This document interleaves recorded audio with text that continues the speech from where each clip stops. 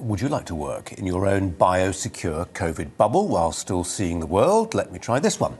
Would you like to earn up to £40,000 a year for doing a job without which Britain would grind to a halt? Well, it's going to take some persuasion to solve our serious shortage of lorry drivers. There are between 60 and 90,000 vacancies for HGV drivers right now, and when the numbers get that big, something has to give. This week, Sainsbury's and Tesco both warned that their supply chains are starting to quiver. The Road Haulage Association suggested the situation is sufficiently critical that the Army might be called in to drive trucks. Nobody else can. Grant Shapps, the Transport Secretary, has said that from Monday, lorry drivers in Britain will be legally permitted to drive for longer to extend their journeys.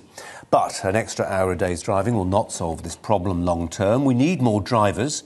There's a push to get more women driving trucks. It costs about £3,000 to train as a lorry driver, and one charity offers to pay that for female recruits. That's assuming they can get the training and a test, however. Lockdown has meant a huge backlog in both, due to COVID. And as fewer new young drivers enter the industry, older truckers are retiring. There are also fewer EU drivers on UK roads, to which some might say this is how Brexit was meant to work. If we want more British lorry drivers, we will need to pay them more and, yes, accept maybe higher prices on our shelves. In the future, self-driving lorries driven by AI robots might be a very long-term solution. Perhaps automated drones, who knows too. But in the meantime, GB needs all the HGV drivers it can possibly muster. Joining us now, the Chief Executive of Diamond Logistics. That's Kate Lester. Kate, thanks ever so much for joining us. No problem. On the point about female lorry drivers, it's not as simple as it sounds, is it, given the potential hazards of things like overnight parks and lay-bys and security? And I think that's exactly the point to be made. You know, the driving conditions are actually quite tough. And also the hours are quite inflexible. And if you think about women as being the linchpin in terms of caring throughout sort of society, with a full-time demand for HGV lorry drivers, then I think it's quite challenging.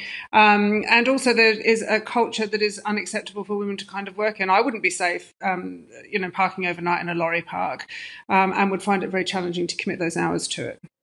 Are women put off by its solitary nature? Because it is fairly solitary. No, I love being by myself. That's probably why I work in logistics, and originally started off again driving a 7.5 ton myself and a motorcycle and a small van. So no, I think that's not what it is. But I just think that it's really interesting. You get plenty of women who train in logistics in the army, but they don't go into logistics after the army. You've got plenty of women who are entirely capable of it, and I believe the percentages of bus drivers are higher than what they are, but they don't go into haulage. You've got plenty of women, in fact, a majority of women in horse transport even, that go into that. It's a bit more deemed to be more of a vocational career. But in, straightforward logistics, the percentages of women are incredibly low. I mean, I've heard 3%, but I don't know about you, but, most of the people who delivered to my door aren't women.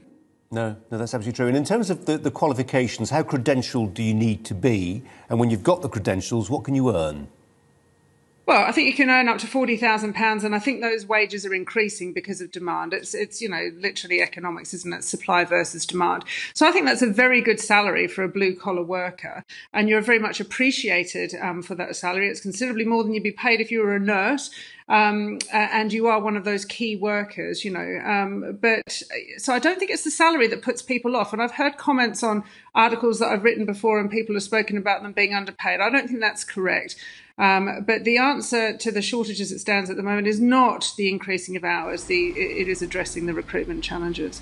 It's not increasing the hours by much, is it? But then it's already a fairly long day, and if it was found that an accident was caused in that final extra hour, then people would want to know why, wouldn't they?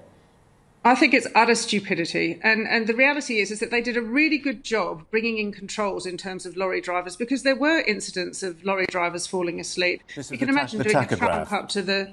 Yeah, exactly. And so there were instances of that, and they reduced the hours, and that was a really good thing to do. So retract that in order to patch fix what is a long-term challenge, I think is ludicrous. There's far faster ways for us to get the drivers that we need.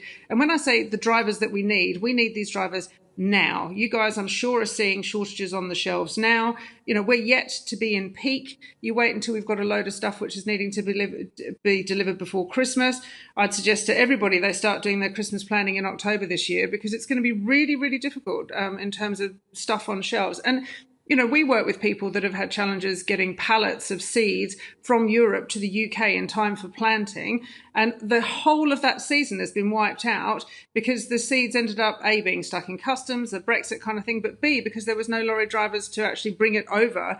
So this is going to have real, short-term, medium-term, long-term impact if we don't resolve it.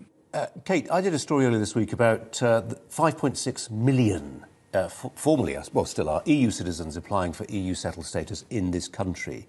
A number of those will be HGV drivers. There is still a suggestion, however, that we are seeing missing EU lorry drivers. How is that working? I don't know what you mean by that. All I know is I've heard it. Well, let me explain. There was certainly a situation, wasn't there, where we're told, and you would see all the foreign number plates, that it was cheaper to sort of fuel up on the continent, drive your lorry, heaven knows, from Poland with a load, and do some driving around the UK and then go back to Poland. Now, are those drivers not around in the UK anymore?